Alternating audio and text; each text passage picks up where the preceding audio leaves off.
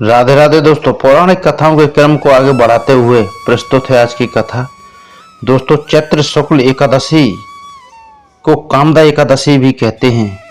आज मैं अपने चैनल के माध्यम से इसका महात्मा आपके लिए बता रहा हूं, कृपया ध्यान से सुने। धर्मराज युधिष्ठिर कहने लगे कि हे भगवान, मैं आपको कोटि कोटि नमस्कार करता हूं। अब आप कृपा करके चैत्र शुक्ल एकादशी का महात्मा कहिए। श्री कृष्ण कहने लगे कि हे धर्मराज, यही प्रश्न एक समय राजा दिलीप ने गुरु वशिष्ठ जी से किया था, और जो समाधान उन्होंने किया वो सब मैं तुमसे कहता हूं। प्राचीन काल में भोगीपुर नामक एक नगर था, जहां पर अनेक ऐश्वर्यों से युक्त पुंडरीक नाम का एक राजा राज्य करता था। भोगीपुर नगर में अनेक अप्सरा, किन्नर और गंधर्व वास करते थे। उनमें से एक जगह ललिता और ललित नाम के दो स्त्री पुरुष अत्यंत वैभवशाली घर में निवास करते थे। उन दोनों में अत्यंत स्नेह था, यहां तक कि अलग अलग हो जाने पर दोनों व्याकुल हो जाते थे। एक समय पुंडरीक की सभा में अन्य गंधर्वों सहित ललित भी गान कर रहा था। गाते गाते उसको अपनी प्रिय ललिता का ध्यान आ गया, और उसका स्वर भंग होने के कारण गाने का स्वरूप बिगड़ गया।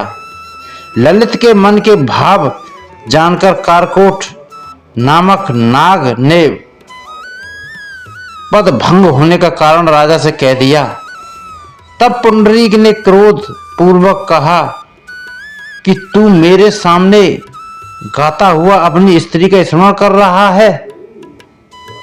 अब तू कच्चा मांस और मनुष्यों को खाने वाला राक्षस बनकर अपने किए कर्म का फल भोग।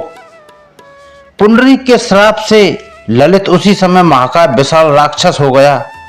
उसका मुख अत्यंत भयंकर, नेत्र सूर्य चंद्रमा की तरह प्रदीप्त तथा मुख से अग्नि निकलने लगी। उसकी नाक पर्वत की कंदरा के समान विशाल हो गई और गर्दन पर्वत के समान लगने लगी। सिर के बाल पर्वतों पर खड़े वृक्षों के समान लगने लगे और भुजाएं अत्यंत लंबी हो गईं। कुल मिलाकर उसका शरीर 8 योजन के विस्तार में हो गया। इस प्रकार राक्षस होकर वह अनेक प्रकार के दुख भोगने लगा। जब उसकी प्रियतमा ललिता को यह वृत्तांत मालूम हुआ तो उसे अत्यंत खेद हुआ, और वह अपने पति के उद्धार का यत्न सोचने लगी। वह राक्षस अनेक प्रकार के घोर दुख सहता हुआ घने वनों में रहने लगा। उसकी स्त्री उसके पीछे पीछे जाती और विलाप करती रहती। एक बार ललिता अपने पति के पीछे घूमती घूमती विंध्याचल पर्वत पर पहुंच गई, जहां पर श्रृंगी ऋषि का आश्रम था। ललिता शीघ्र ही श्रृंगी ऋषि के आश्रम में गई और वहां जाकर विनीत स्वर में प्रार्थना करने लगी। उसे देखकर श्रृंगी ऋषि बोले कि हे सुभगे, तुम कौन हो और यहाँ किस लिए आई हो? ललिता बोली कि हे मुने, मेरा नाम ललिता है। मेरा पति राजा पुंडरीक के श्राप से विशालकाय राक्षस हो गया है। इसका मुझको महान दुख है। उसके उद्धार का कोई उपाय बतलाइए। श्रृंगी ऋषि बोले, हे गंधर्व कन्या, अब चैत्र शुक्ल एकादशी आने वाली है, जिसका नाम कामदा एकादशी भी है। इसका व्रत करने से मनुष्य के सब कार्य सिद्ध होते हैं।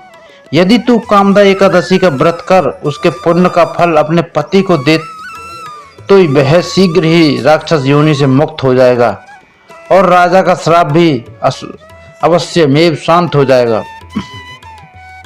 मुनि के ऐसे वचन सुनकर ललिता ने चैत्र शुक्ल एकादशी आने पर उसका व्रत किया, और द्वादशी को ब्राह्मणों के सामने अपने व्रत का फल अपने पति को देती हुई भगवान से यह प्रार्थना करने लगी, हे प्रभु, मैंने जो यह व्रत किया है इसका फल मेरे पतिदेव को प्राप्त हो जाए, जिससे वह राक्षस योनि से मुक्त हो जाए। एकादशी का फल देते ही उसका पति राक्षस योनि से मुक्त होकर अपने पुराने स्वरूप को प्राप्त हुआ। फिर अनेक सुंदर वस्त्राभूषणों से युक्त होकर ललिता के साथ विहार करने लगा। उसके पश्चात वे दोनों विमान में बैठकर स्वर्गलोक को चले गए।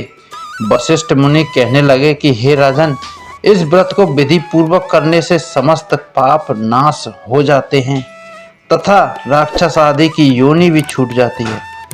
संसार में इसके बराबर कोई और दूसरा व्रत नहीं।